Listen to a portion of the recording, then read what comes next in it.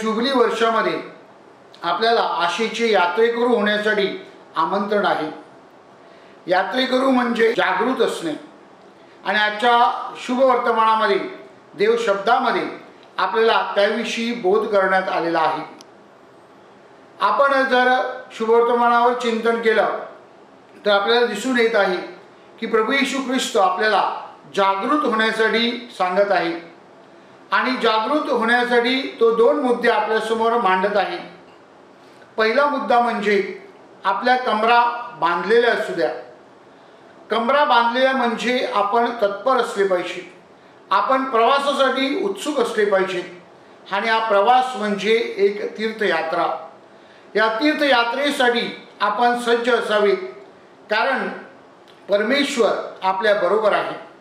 परमेश्वर आपल्या बरोबर असल्यानंतर निश्चितच आपल्याला आपल्या जीवनातील सर्व गोष्टीला सामोरे जाण्यासाठी एक उत्साह आणि एक ऊर्जा प्राप्त होत असते।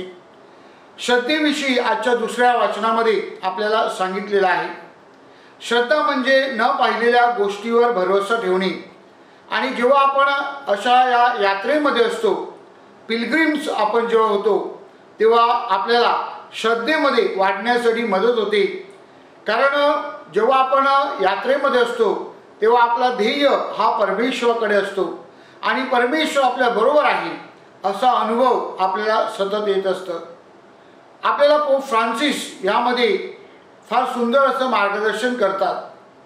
पोप म्हणतात, please carry a pocket gospel with you, म्हणजेच आपल्या पॉकेटमध्ये एक शुभवर्तमानाची छोटीशी प्रत असणे फार गरजेचे आहे। आज कदाचित आपण हे पुस्तक शुभवर्तमानाचं कॅरी करू शकत नाही, परंतु निश्चित आपण आपल्या मोबाईलद्वारे या शुभवर्तमानातील वचनावर चिंतन करू शकतो। आणि म्हणून पोप फ्रान्सिस आपल्याला या यात्रेमध्ये प्रवास करीत असताना परमेश्वर आपल्या बरोबर आहे, तो आपल्या बरोबर संवाद साधत आहे।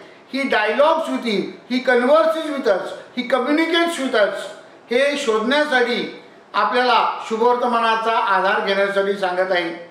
शुभवर्तमानातील कोणतेही वचन म्हणजेच मॅथ्यू, मार्क, लूक आणि योहान, कोणताही अध्याय आणि कोणतीही ओवी तुम्ही टाकली मोबाईलमध्ये ते वचन येऊ शकतं।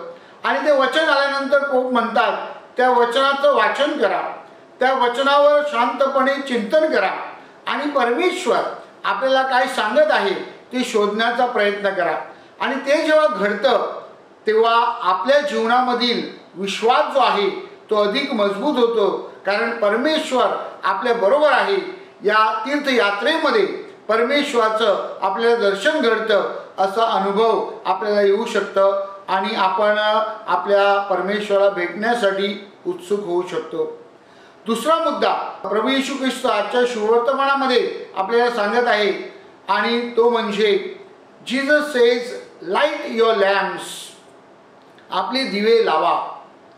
आपल्याला मत्तईच्या शुभवर्तमानामध्ये हुशार आणि मूर्ख कुमारिका यांचा दृष्टांत आहे आणि या दृष्टांतामध्ये आपण पाहतो की शहाण्या ज्या होत्या त्या आपले दिवे लावू शकले, मात्र मूर्ख जे होते त्यांचे दिवे विझू लागले। मूर्ख कुमारिका जणू काही तयारीत नव्हते आणि म्हणून त्यांचे दिवे विझू लागले, परंतु जे शहाणे होते त्यांचे दिवे पेटले, कारण ते तयारीत होते। ही जी तयारी आहे ही कशासाठी आहे की प्रभूच्या स्वागतासाठी, प्रभूला भेटण्यासाठी। आपल्या जीवनामध्ये अनेक दुःख, वेदना, आजार, संकट आणि अंधार पसरलेला आहे। ह्यामधून वाटचाल करण्यासाठी आपल्याला हे दिवे निश्चितच मदत करीत असतात।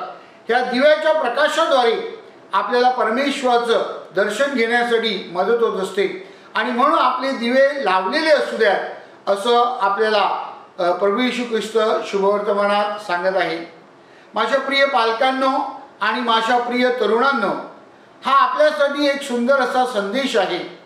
प्रभू आपल्याला आश्वासन देत आहे की मी तुमच्या बरोबर सहप्रवासी आहे, मी तुमच्या सोबत आहे, म्हणून घाबरू नका, भिवू नका। तर माझ्यावरील तुमची जी श्रद्धा आहे ती श्रद्धा दृढ करण्याचा प्रयत्न करा। कशा प्रकारे ही श्रद्धा आपण दृढ करू शकतो, तर आपल्यामध्ये परमेश्वराचं जे वचन आहे ते वचन जर वाढलं तर परमेश्वरावरील आपली जी श्रद्धा आहे ती नक्कीच दृढ होईल.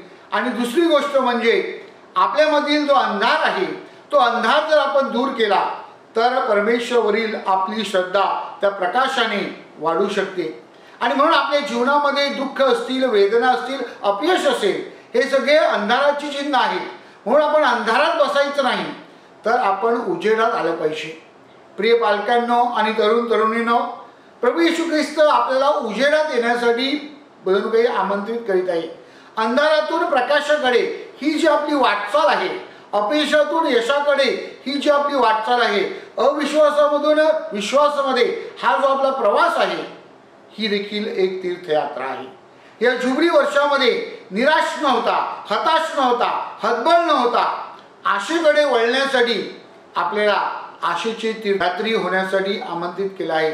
आणि म्हणून my dear young friends, all of us are called to be pilgrims of hope. We need to spread hope all over. आज जरी परिस्थिती आपली तितकीशी आशादायक नसली, आपली परिस्थिती चिंताग्रस्त असली, तरी घाबरू नका, भिवू नका. प्रभू आपल्याला सांगतो, आय एम विथ यू. परमेश्वर जर आपल्या बरोबर असेल तर रोमकरास लिहिलेल्या पत्रामध्ये अध्याय 8:31 मध्ये संत पॉल म्हणतो, परमेश्वर जर आपल्या बरोबर असेल तर आपल्याला भिण्याची काय गरज आहे, कारण परमेश्वर आपला तारणारा आपल्या बरोबर आहे. हाच विश्वास हिब्रू लोकांस लिहिलेल्या पत्रामध्ये आपल्याला त्या लेखकांनी सांगितलेला आहे. आणि म्हणून ते आपल्याला आपल्या श्रद्धेचा पिता अब्राहम आणि सारा ह्यांचं उदाहरण देत आहे. अब्राहम आणि सारा ह्याने जशी प्रतीक्षा केली, वाट पाहिली, श्रद्धा ढळू दिली नाही, अंधाराला प्रकाशावर मात करू दिली नाही, तर ते जागृत राहिले, परमेश्वराच्या वचनामध्ये वाढत गेले, आपल्या जीवनातील दिवे जे आहेत ते पेटते ठेवले. आणि म्हणून त्यांच्या जीवनामध्ये आयझक ह्याचा जन्म झाला. आणि त्याद्वारे आपण पाहतो की परमेश्वराने त्यांच्यावर कृपा आणि आशीर्वाद दिले. तशाच प्रकारे परमेश्वर तुम्हाला आणि मला, आपल्या प्रत्येकाला आशीर्वादित देण्यासाठी उत्सुक आहे. त्यासाठी आपण जागृत राहायला पाहिजे. ज्याप्रमाणे शुभवर्तमानामध्ये याला दाखला आहे की आपण जर जागृत राहिले आणि मालकाचं स्वागत केलं तर मालक कसा आपला गौरव करतो, तसंच परमेश्वर देखील आपण जर विश्वासू राहिले, आपण जर प्रकाशामध्ये राहिले, आपण जर आशेचे यात्रेकरू झालो, तर आपला देखील परमेश्वर गौरव करणार आहे. आपल्याला परमेश्वर शाबासकी देणार आहे. परमेश्वराचे आशीर्वाद, परमेश्वराची कृपा आपल्या प्रत्येकाला प्राप्त व्हावी म्हणून आम्ही प्रार्थना करतो.